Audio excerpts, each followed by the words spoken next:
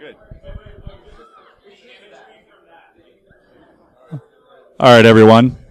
I feel like I need to follow that last talk by saying I am a CISP, so if you're looking, look no further. All right. Well, thank you, everybody, and welcome to We Are the Enemy of the Good. I'm going to start off just a quick about me slide. I currently work as VP of Security for a consultancy up in the Pacific Northwest called Intrinium. I've been doing InfoSec for probably about 15 years now. Did the sysadmin, DBA, pen tester, ended up having to get a QSA in the middle of that. Did the consultant, manager, moved up the stack, did all of that. I'm on Twitter, Hacker Hiker. You can follow me if you're looking for tweets about security or hiking, surprisingly enough. And then lots of memes and nerd stuff. And I occasionally apologize for a Seattle sports ball outburst. It occasionally happens. My followers usually go down a little bit when it happens, and I apologize in advance. It might happen if you follow me. So, why the hell are we here? So, the best way for me to talk about this is I've noticed a little something in our industry, and you know, just from sitting around LobbyCon and from talking to people and everything, and so I wanted to bring it out to actually have a discussion here about it, so we can all, you know, look at it, think about what we're going to do. So, but to get there, I think it's best that we start out with a little story time. So, if anyone wants to come and sit down and get your apple slices and juice boxes, juice boxes, you can do so here, and we'll tell a little story, okay? You can, yeah. Sit on the, just, you know. All right. Yeah, right? I can't promise you there's much left, though. Hey, there's enough. All right. So,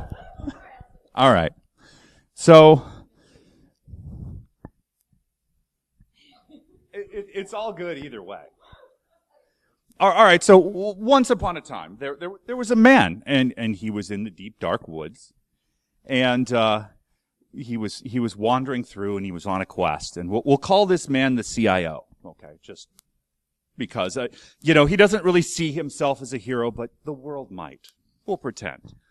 And he is on a message, just a mission from the Queen, and we'll call her the CEO, all right? And, She wants to be fair and just, but perhaps the kingdom doesn't have as much gold as it once did, if you get my meaning. And so she sent him on this mission, this quest, so that they can bring more gold to the kingdom. He has a goal. There's a mountaintop. He must get to that mountaintop, and yet there are scary things, perhaps Russians or other things on either side of him. That might get in his way. There's dangers that lurk just everywhere as this poor CEO CIO is working his way along this journey. But wait. Two figures appear before him. They offer him a way to get to the mountaintop. The first, the wizard. The wizard offers magic boxes and tinctures, all sorts of variety of magic things that will help him and just make everything easy and take him directly to the top of the mountain. The CIO is intrigued. Then compliance arrives with their holy book. And they bring their holy book from on high and they say, follow these rules and you will get to the top of the mountain. The CIO is looking back and forth wondering what to do, but wait. A third figure appears. Who could this be? It's clad in a black con t-shirt. I wonder what this man might have to offer. Does he have some knowledge or some insight we could bring to this particular story? Perhaps he does. He walks forward slowly and he says, "Oh my God, we're all gonna die! Don't listen to these assholes! We're gonna die right now!" So clearly, the CIO identifies him as a crazy person and proceeds to ignore everything else that he says from this point on forward.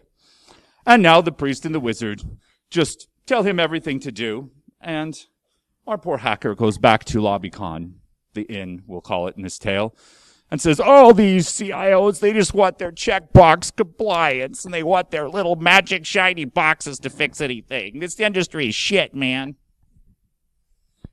And then the hacker giggles in his beer while the place falls down to ransomware. The end. So, you don't have to stay there for the rest of it if you want to. But thank you. So let's talk about this for a minute. You know, what happened? What happened here? I mean, where did this guy go wrong? Where did the hacker go wrong? And what makes this magician and priestess, these figures that always seem to drive the industry, what makes their message appealing to the CIO? I mean, what is it that people actually get from them, and what can we do to actually make our message resonate with the CIOs and with the people that we're trying to get our message to? Because, we care and we want to actually get our message there, but at the end of the day, sometimes they're not listening. So let's talk about some of those ideas of where we go wrong in this particular process. So first off, the goal, the mountaintop. What is that? Now, in your mind, I know a lot of you are thinking, in this allegory, the goal is security, but the goal is never security. The goal is for the company to make money. At the end of the day, as much as security is our goal, and it's what we think about more than anything else, we have to remember that security is never the goal of the business. At the end of the day, they are supposed to get their job done, and if we don't take the time to actually understand what they're trying to accomplish, how can we expect to give good advice about what they're trying to do? So, the most important thing we can do is to sit there and actually think about what are they doing and try and understand that. And we'll get into that a little bit more later. But if we just take away this, if we don't understand what they're trying to accomplish, we can't help them get there. Second thing, the words. We are, at our hearts, engineers. We're smart people. We know the difference between things. We're very specific about the words we use and, what things mean. At the end of the day, we love to say that there's a nuance between various phrases that we'll have. And we love to say things like, well, actually, that's not quite right. But when you're dealing with like the CIO or within these guys, the words don't matter. They don't really care. What they're looking for is an explanation of why things are important and why they should care about things and how it will ultimately support the business. So if you really think about it, in this room, if I started a conversation about vulnerability assessment versus a penetration test versus red team, you'd probably set off a holy war. I mean, people would just start killing each other. There'd be blood on the walls and everything like that. But guess what? As important as it is to us in this room, CIOs don't care. They're more interested in the result. They're more interested in finding out what are the problems that they're facing in their organization and how should they fix them and how should they get to that point. So a good example of this, there was a talk I gave, and you can, jokingly refer to it as a muggle talk or whatever you want to call it. But I was giving a talk to, a group of, CIOs and industry things at a trade show. And the concept was, I was talking about, Eternal Blue, because there was just kind of a talk where I go over what particular things happened and what was going on and everything in there. And the overall story of it, the idea was that it was basically, the plot to a bad horror movie. I mean, you have this weapon escape from a government lab and, wreaks havoc all around the world. And then you have this quirky hero appear out of nowhere. And then the post-credit scene, the government hauls him off. And it's just a bunch of bullshit. But it's still, it's the type of movie that you would see. So the point I was trying to make with that as I'm going through it is that when you compare what happened with Eternal Blue, it's really just a bad remake. It's a bad remake of Conficker, what we saw in 2008. Same type of attack, same type of panic, same type of, Microsoft releases patch. Time passes. And then it attacks and does a bunch of damage when there's a bunch of stuff that isn't patched. So that was the point I was trying to illustrate. So what happens next? Immediately after this talk on Twitter, I get, actually, somebody tells me, no, actually, Conficker or MSO 8067 actually uses RPC. Eternal Blue uses only SMB. That's not even accurate. And I'm thinking, there goes the point. This is the type of example, and it doesn't matter what's accurate or not. It's about looking at the point, looking at the trends of what's going on, and being able to compare those stories when you're actually talking about, when you're talking to the CIO and the CEO, being able to say, these are the patterns that we're seeing, and this is why this is important, this is why you have to fix this problem. And as an industry, we just get so hung up on being exactly perfectly right. And amongst us, it's fine to be exactly perfectly right. We want to do those things. But is it really necessary when we're talking up a level to the CIO or the CEO? The other thing is the perfect. We, as an industry, and particularly when you're a younger security guy, and I can tell you, I fell into this trap when I first got into this industry of really looking at what's the perfect solution. Well, we got to do the best solution that we can because there's all these bad guys and goblins and gremlins and everything in this damn forest that are coming at us to try and get us, and so we have to fix this thing to be perfect. It took a long time to realize that there really isn't a such thing as a perfectly secure system. I mean, the perfectly secure one, what? Encase it in concrete and throw it at the bottom of the ocean, and no one could get in there, but it's also not very good for a business. So you always have to remember to support the business. And one of the examples, one of the things I want to talk about here is, going back to the previous example, vulnerability assessment, pen test, red team. What's better? Well, it depends on what the outcome is, what you're trying to accomplish, what the business needs. I mean, when you look at, say, a red team exercise, we work for a lot of small to medium-sized businesses. We have just a huge portfolio of them that we've worked with. And when you get right down to it, for most of them, I mean, do they really need us flying over the building with drones and, doing all these other things to try and you'd figure out ways to break into their organization? No, they have simpler problems. They have more basic problems that they need to fix and that they need to address.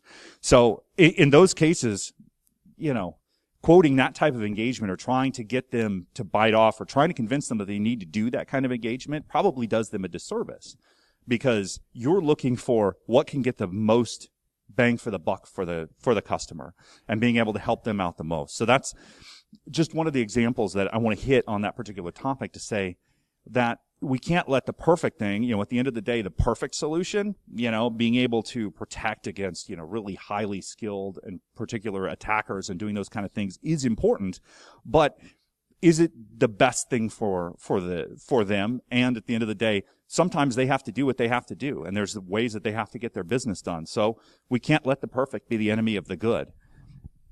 Another example of this that I saw, and this is somebody tweeted this out, and it was just somebody who's very respected and certainly has a lot more Twitter followers than me. And I'm not trying to dog them or anything, but I'm trying to illustrate a point here that one of the things that was said was, if the number of security tools that you have outnumbers the number of security people you have, you're doing it wrong.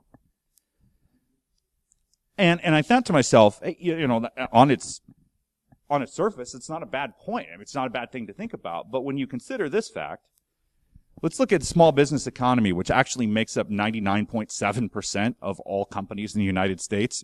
That statement is probably wrong for all but 0.3 of the places that are out there, because there's no way any small business is going to have more security people than security tools. It's just not going to happen.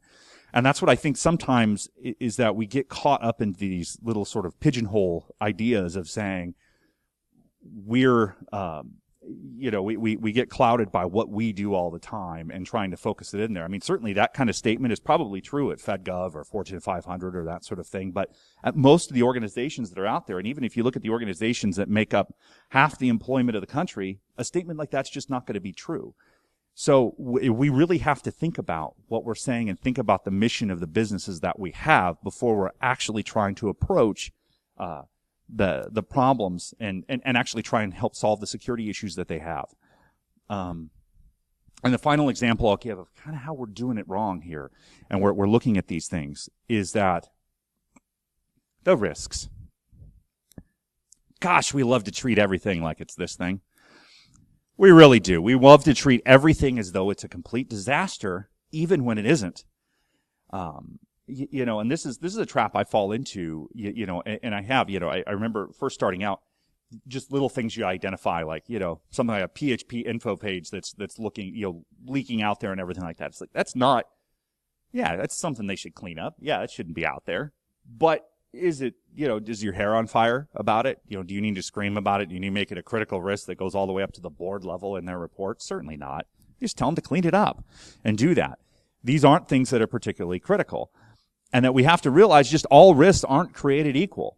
And I honestly think that we as a community have kind of gotten into that hype cycle at the moment with particularly a lot of the exploits and everything that come out. I mean, there are ones that we really need to, you need to pound your fist on the table and say, you need to fix this. Things like Eternal Blue and those kind of things. These need to be resolved. But, eFail, which just came out, last week.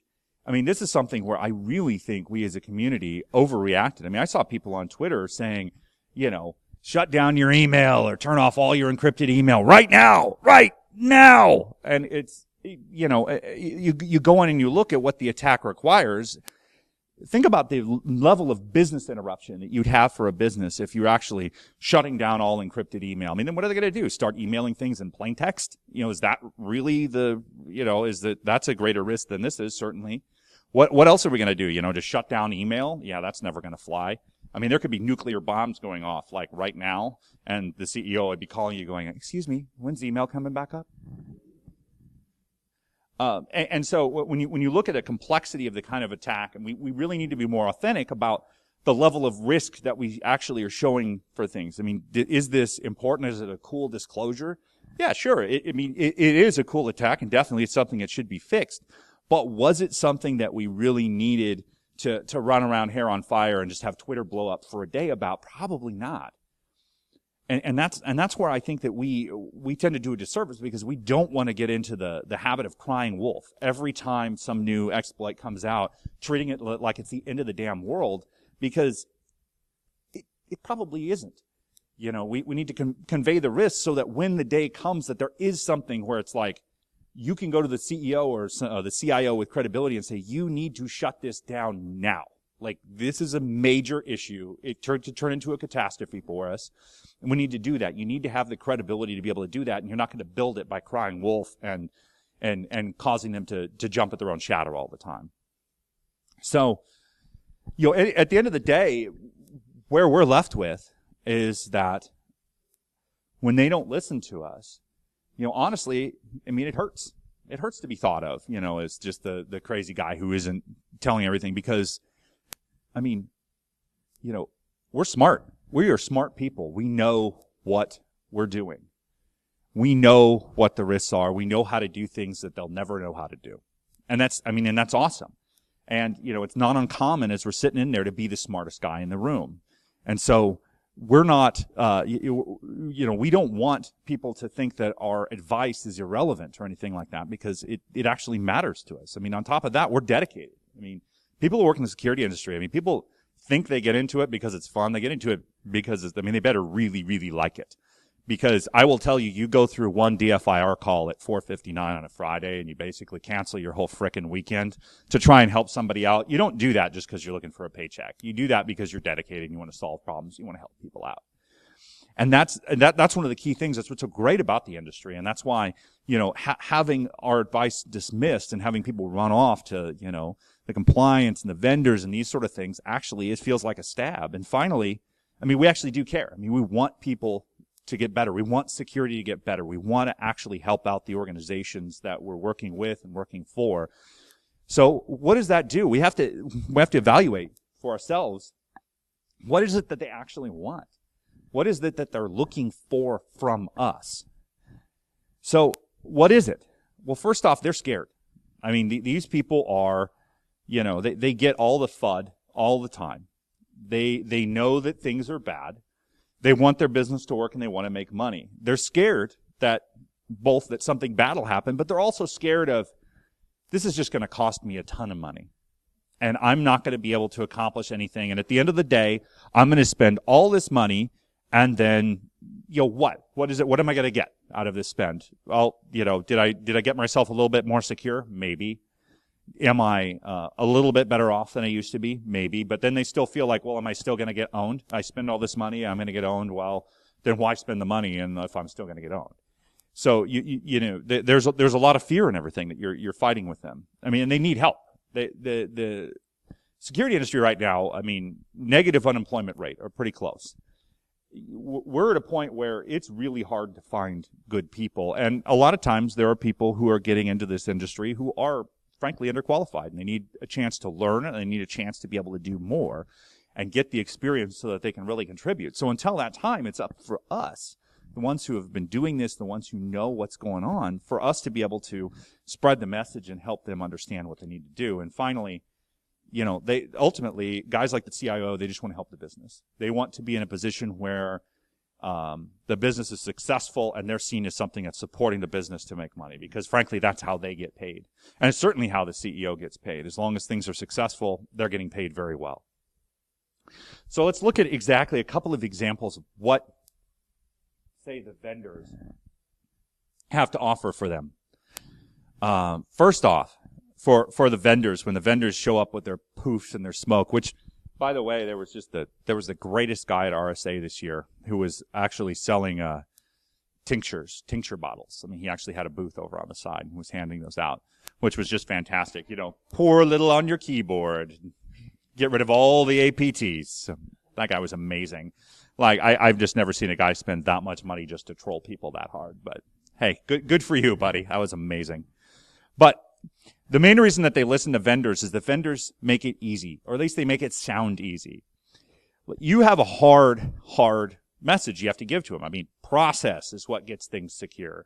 Actually shoring things up, doing them the right way, going through everything is actually hard. So when vendors promise them, hey, it's easy, just install the box, everything will be great, and you're sitting there saying, but first off, no one knows how to use this damn thing. Number two, it's not exactly what we need.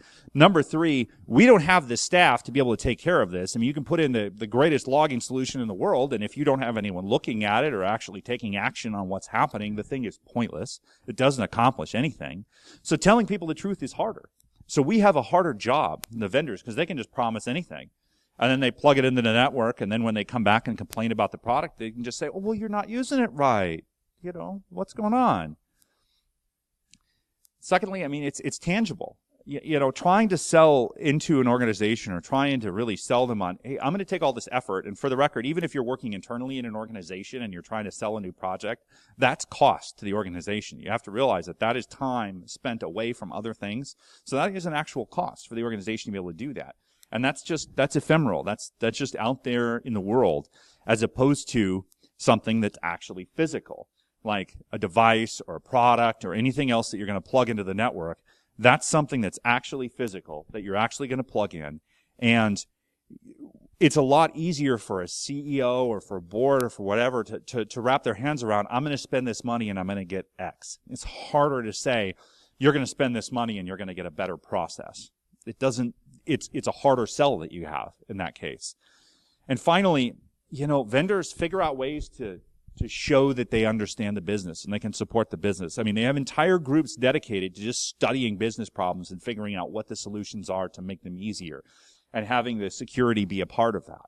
That's their entire goal. So when you're sitting down and you're talking to them, if you're not listening to them and actually understanding what the position is or what they're trying to accomplish, you're already behind the eight ball. You're not up as far as the vendors are. So next, let's look at compliance. Let's look at why they listen to compliance more than they listen to us. Let's take a look at that. First off, I mean, compliance is basically just a Bible of rules. I mean, it's just the rules for them to go through. So the rules are clear to them when they're actually looking at things, or at least, clear as mud. They're certainly better than trying to understand the entire security landscape and figure out exactly what's going on and where things are. So this gives them at least some sort of guidelines to go off of and some rules to live by. Also, compliance has a huge advantage. A lot of times it's required. If you take credit cards, you have to be PCI compliant. If you have medical records, you're supposed to be HIPAA compliant. I mean, these are some basic things that give you give a compelling reason for the organization to actually look at these things. And finally, the rules at least somewhat tend to be aligned with what the goal of the business is. If the goal has to do with medical records, there's rules around medical records. And same thing with credit cards. It tends to at least understand and align somehow with the business, as opposed to when the worst case scenario you want to be in is when you're sitting there, and if you are viewed as an obstacle to them getting work done as security, then you're never going to have the credibility, and you're never going to be able to penetrate and go through there. So let's shift. We've thought about, okay, what are we saying that's wrong? And we've thought about, well, what are they saying that's actually breaking through the noise? And let's start talking about the types of things or the approaches that we can take to actually get them to listen to what we're doing and what we want them to do, and what will ultimately make them more secure, because we know what that state actually looks like. So first things first, how to get them to listen to us. Number one, first and foremost, we have to listen to them.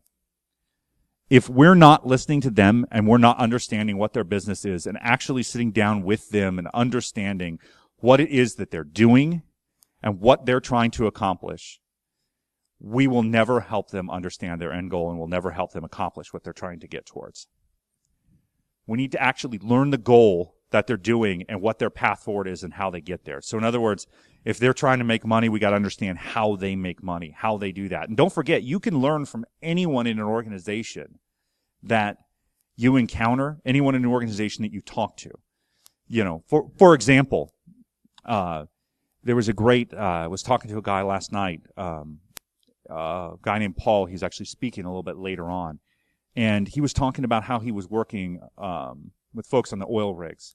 And they had a requirement of trying to lock the keyboards. I mean, the old classic. And people aren't locking the keyboards, you know, screen won't lock. And just classic sort of old school stuff that they're dealing with. And he went down there. He actually talked to him and said, hey, how are we, you know, how can we make your life easier? They complained about it. They said, we can't lock the keyboards because every time we lock it, we have to come back. We've got these big old gloves on from working on the rig, and we got to somehow figure out how to type in our password and get oil all over the keyboard and just to make a giant mess. So, you know, or they got to take off their gloves, make everything a mess, go through everything. It was something that was actually impacting what they were trying to do. So, I mean, what he did, just basically got, you know, card badge, had them log in with the card badge so they don't even have to worry about it. They were all carrying it anyway. Set it up so they could log in with that. Made their lives easier. Now, this is the point where we have to not get on our well actually hat and say, well, it's pretty trivial to clone a HID card. It's just super easy. We could just do that, and then I could go up and I can own the system and I can log in. But when you think about what's the difference in the risk, all of them sitting around unlocked all the time versus somebody having to come on site, clone a badge, do all of that, you've reduced the risk. Is it perfect? No. But it's not the, you know, it is better. It is good. And the same type of solution could work with nurses in hospitals. That same type of thing. Nurses, they come up, they're, you know, they don't, when they need something right away, they don't want to have to sit there and try and type in their keyboard, the password in the keyboard. What it leads to is shared accounts that are always logged in, that are just sitting around with password 123 as the password. Or they all share their password with each other, so it's just logged in all the time. Things like that is what it ends up as. So when you actually come up with solutions like that, that's where you can align with the business, and you can think about what are you doing to make things better. Another example, this was an organization that went through some change, and we ended up working on both sides of really two different ISOs that were on the, you know, opposite ends of the spectrum. The first one, you know, he was frankly was a jerk. I mean, we got a lot of money, but he wasn't the funnest guy to work with. And he would come out and he would just get in the way of everyone. I mean, he would yell at everyone if somebody wanted something done. If something was interfering with somebody's job, he would just berate them and say, well, we got to make it secure, so screw you. I mean, it was just right in their face all the time. People hated the security department. Every time people from security showed up, they were just dismissive. They fought everything. Everything that he did became a constant battle. He was constantly going up to the fight with the sea levels and everything. And eventually, he made a mistake. And what was that mistake? He did something that cost the company a lot of money in the name of security. What happens? He's gone. They just get rid of him because, again, the job is always to get to the top of the mountain. It's not to be, 100% safe and stay in one place. They're trying to get to an end goal. His successor, first thing he did, went around and talked to everybody, helped them understand what are some things that I could do to make your life better. Just engage, listen to what they're saying, and when you're working with them, just take the time to really understand and put it on receive. I mean, just listen to what they're saying, and you'll find some quick things that you can just identify to say, hey, I can make your life better. We can do this. This is something that will make things a little bit more secure, and it'll make your life easier.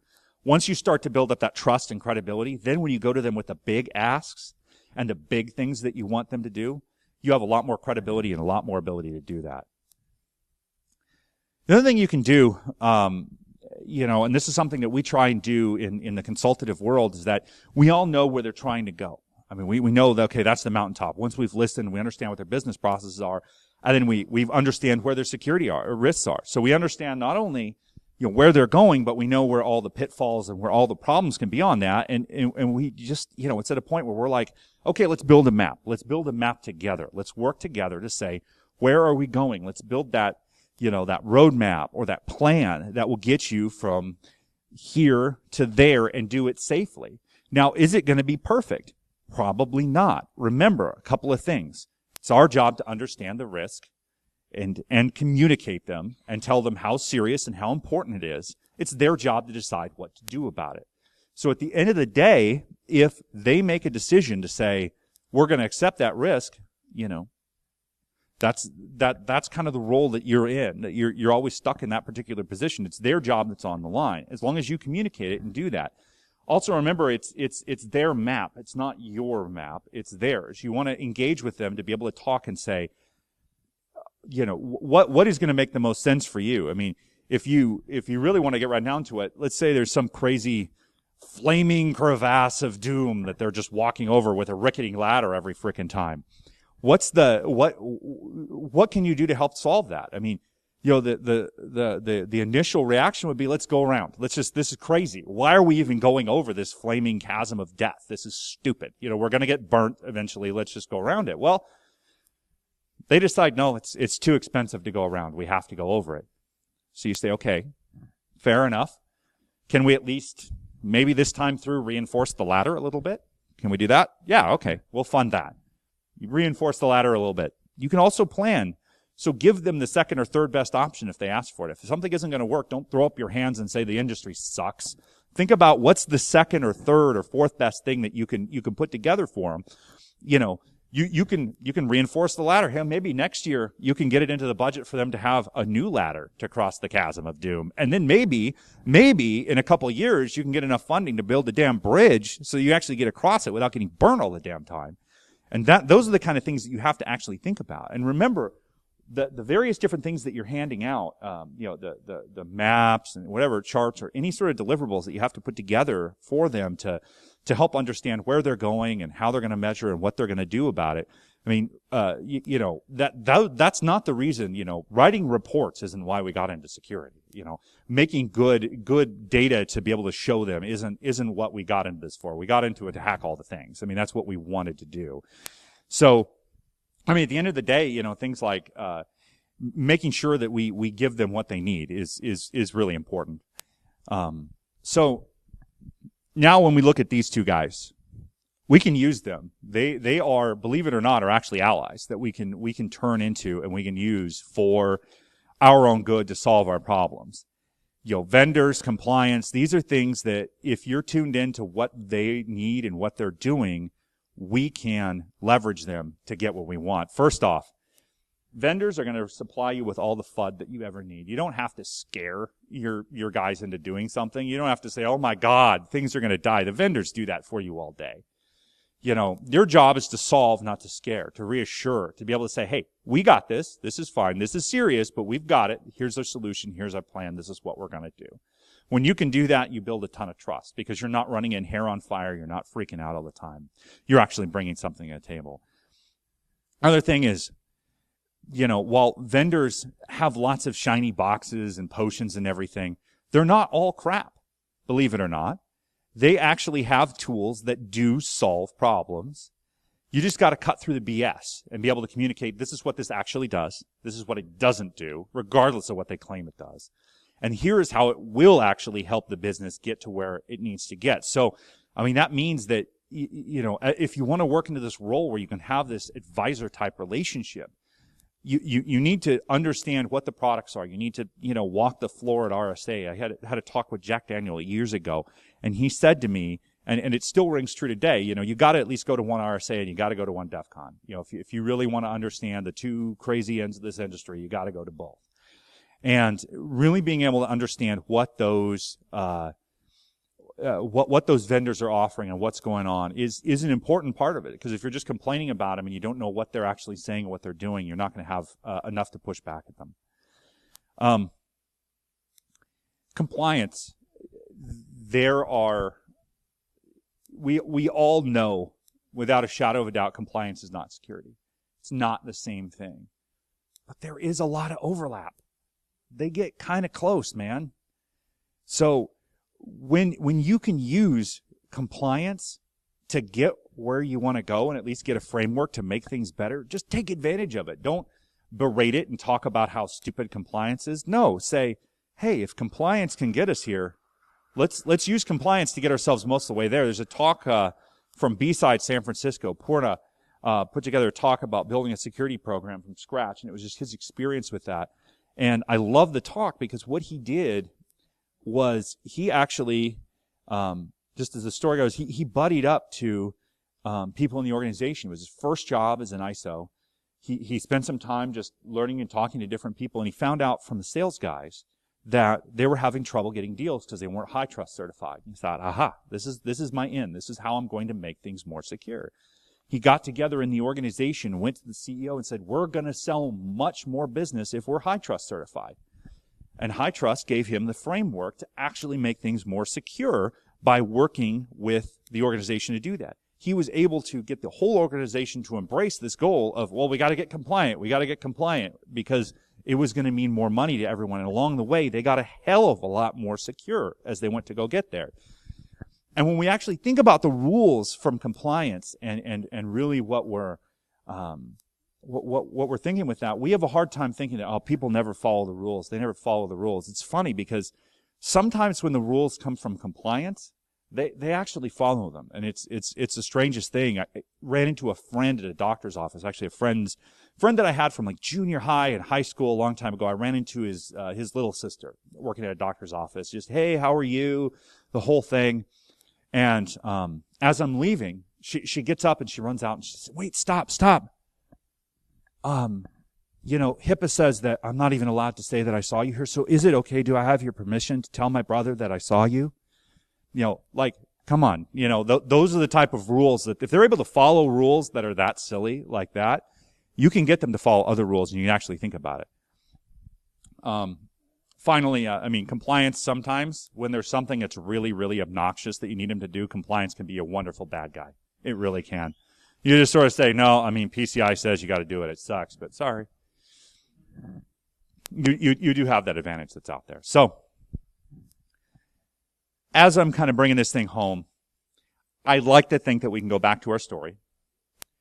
And we can think about this guy walking through the deep, dark woods, this CIO, and the mission he's set on from the queen and how he's off to get this goal, and there's evil and danger all around him. And he runs into his, magician and the high priestess offering shiny widgets and, holy compliance. But when the third person appears from the deep, dark woods, we hope that this can be some sort of a sage. They can appear as someone who's smart, someone who understands what's going on. They talk to the CIO like a friend. They can actually understand what the business is trying to do. He knows because he's climbed mountains many times before, maybe not one like this, but he knows exactly what it takes to get there and how to keep people out of trouble. He'll even help talk to, the magician and the priestess, making sure that they're not causing any sort of trouble. And then finally, he will get, hopefully, at the end of the story, he gets the glory and the recognition all throughout the kingdom. And, with all those money, he's able to buy a sweet chariot. So, that's really what we're all about here anyway. So, but again, Stephen Heath, Hacker Hiker on Twitter, thank you guys for listening today. Appreciate your time.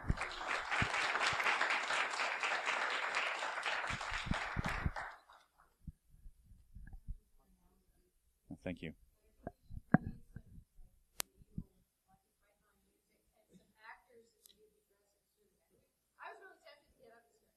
Well, yeah, we could do that. She's Russian, so she's like Russian. So you talk Russian? I'm sorry, Ukrainian. Yeah, no, Ukrainian's not Russian. So she's Ukrainian, so she talks about bad Russians because you're going to get